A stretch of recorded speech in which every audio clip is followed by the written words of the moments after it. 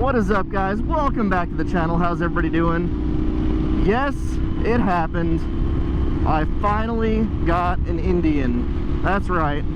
We are on an Indian FTR 1200.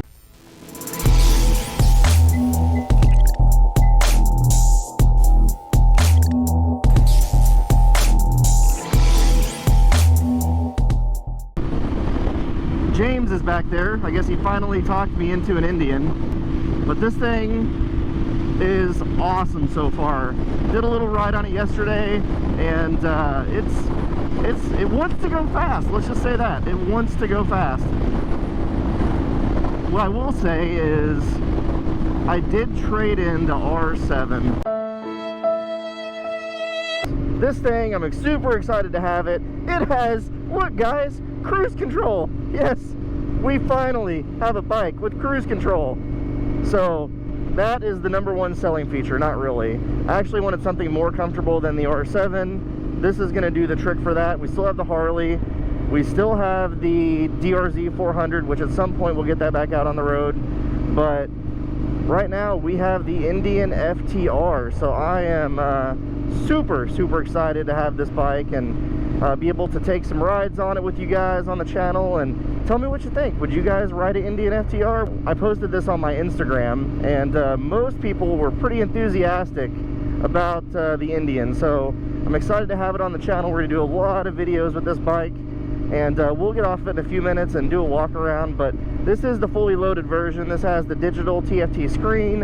It has the Öhlins suspension, or Öhlins suspension, and yeah, this thing is just decked out. It also has an S&S exhaust on it, so it has a nice sound. It's just a slip-on. This thing is pretty awesome, and for the first time ever, minus the R7, which didn't really count, this has a windshield. For what it is, it has a windshield. I don't know what it really does, but it has a windshield. It also has like phone connections and all sorts of stuff we'll play with later, but this is really the first ride on it this morning. We're getting out here in Texas. It is 68 degrees this morning. So it is beautiful. We're going to do our standard lake ride and just get a feel for this bike and see how she does and get my initial impressions and thoughts. And then of course we'll do, you know how it goes, the 5 things I love and hate about this bike. But what I will say first off, this thing puts out some heat. I don't know if it's just an Indian thing. James on the Scout, that thing puts out some heat too, but this thing definitely puts out some heat. So far so good. I'll show you where the exhaust is located in reference to my leg there, but it's definitely warm. I feel the engine already on my leg, and I just started this thing maybe like 5 minutes ago, and it's 68 degrees, so I can't imagine what this thing would be like in like 110 degree weather. But we are excited to have it. New bike on the channel. Look at that pearl paint. Hopefully you guys can see that on the video. That thing is just gorgeous. We're going to do a couple tasteful modifications to it. And look at that car. That's super nice. Nice car, buddy. One eternity later. What do you think about her? We went with the black and gray because, well, that's all we had an option of. But that's her right there. She's a 2019. She's got about 3,500 miles on her. She looks absolutely beautiful. And of course now what did you say? We were in the tribe? Now we're in the tribe. So the Indian tribe. Here's a couple of the quick modifications we're going to do. I already ordered a fender eliminator because this has to go away. That's just hideous. We did get rid of the R7 for this, and one of the first times ever on the channel I actually went through a dealership. A dealership had this listed for $79.99. I couldn't pass up the deal of $79.99. If you guys have ever looked at Indian FTRs, they go from anywhere from like 9 grand to like 14 grand used. So really couldn't beat the deal that I found on this, and they gave me more than what I paid for the R7, so it really worked out in my favor at the end of the day. Of course, as dealerships do, they have dealership fees, so we had to pay a little bit of a dealership fee, but that's okay. I think we still made out pretty good on this bike. Has a lot of features that the R7 didn't, obviously, but we got the dual Brembos up front. We've got the S&S exhaust on this already. We've got a little aftermarket windscreen. The guy put the Pro Taper bars on here already, so a little bit more upright riding position, which I like. We got the Öhlins suspension. As you can see, the S&S exhaust on it with the carbon fiber cover there. That carbon fiber does nothing, by the way. It's still incredibly hot. But we're also going to drop it in the comments. Should we get rid of this white? Should we leave it? Should we wrap it in black? Or just remove it completely?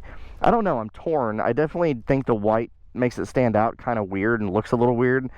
But we have the ability to wrap it in black. Maybe that's the play, but I don't know if that's going to work with the pearlescent paint. Yeah, what do you guys think? Drop it in the comments below. But now we're officially on an Indian, which feels a little weird, James. I'm not going to lie.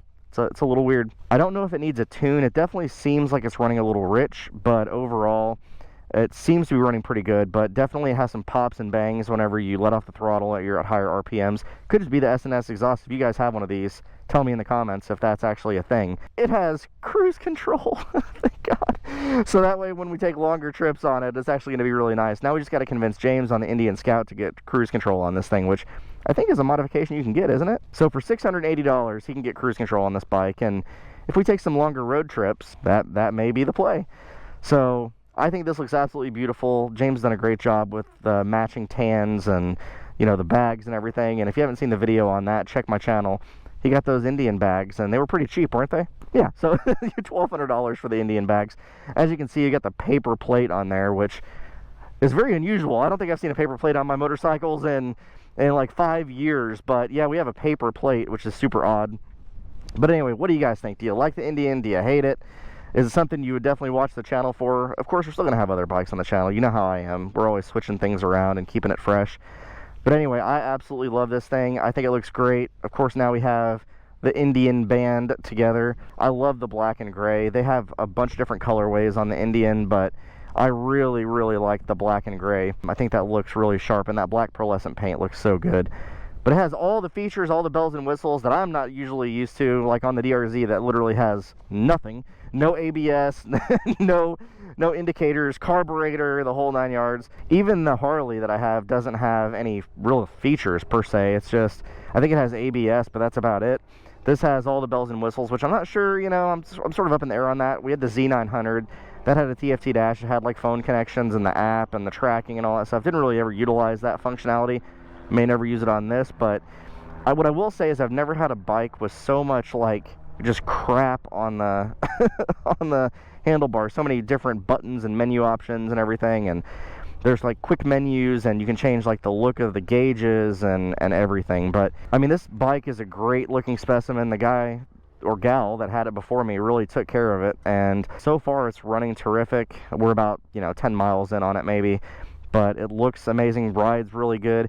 What I will say is those pegs are interesting. They're canted a little bit forward, so actually shifting is a little hard. Your foot's downward facing, so when you try to shift, you have to angle your foot differently. So you may have to do something with that shifter and like readjust it or angle it a little bit lower, because it's hard to get your foot under it to actually shift up or down. But other than that, we'll figure that out. Drop a like if you haven't done so already.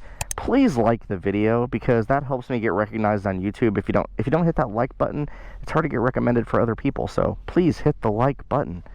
All right, guys, let's hop on the bikes and get going. We'll give her a little juice.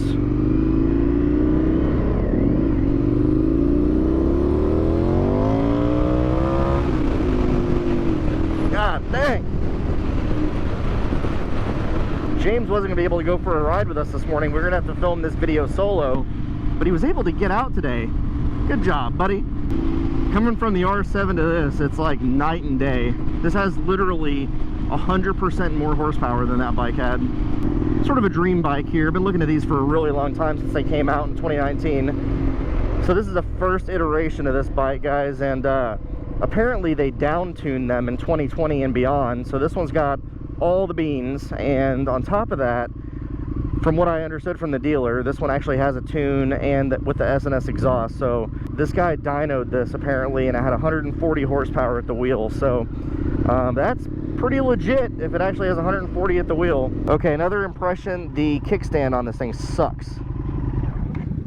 But anyway, there's the side profile with the beautiful S&S exhaust on it. I think he just did the slip-on, didn't change the actual muffler out, which from what I understand, these things with straight pipes or no mufflers are just obnoxiously loud, so I'm not sure I would go that direction. So two things that I'm discovering that I don't like, and of course I'll do the video on that soon, but number one, it's very vibrating. I don't know if that's the motor, if that's these aftermarket bars, if it's just the way the bike is, but very, very vibrating. The second thing is this kickstand, which is literal garbage. It goes back so far, and to get it down, you have to put your leg like so far back. So two kind of mild annoyances. What I will say is the Öhlins suspension in this thing is very, very nice. Hitting bumps and things, very, very smooth. Probably need to adjust the preload on the forks a little bit. Probably need to adjust the rear suspension just a tad, but overall, very, very smooth. I'm going fast again! Woo!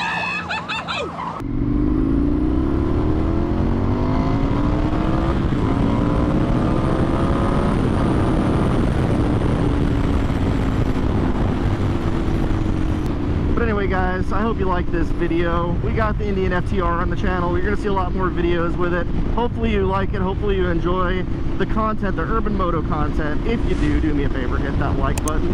Subscribe to the channel. It's free. It helps me out a ton. And click that bell to get notified when more videos come out. Thank you so much for watching. We will see you in the next video. Later.